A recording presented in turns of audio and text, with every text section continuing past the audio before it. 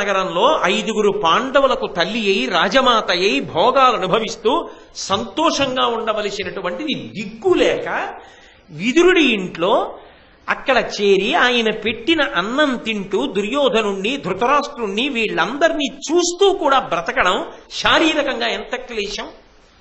శారీరక మానసిక క్లేశములను 13 సంవత్సరములు అనుభవించడానికి సిద్ధపడింది ఆ తల్లి. కుంతి లాంటి తల్లి లోకంలో ఉంటుందా? ఏమో ఉండొచ్చు ఎక్కడైనా. నేను ఎలా సిద్ధాంతం చేస్తాను?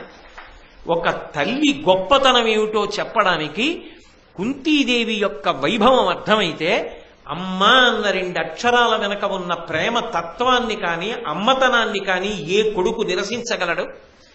కుంతీదేవి చరిత్ర విన్న ఏ కొడుకైనా ఇంటికెళ్ళి అమ్మ కాళ్ళకి నమస్కారం చేసి కౌగిలించుకోకుండా ఉండగలడా? అమ్మ అన్న 2 అక్షరాలు ఎంత త్యాగం చేయిస్తాయో స్త్రీ చేత. అందుకే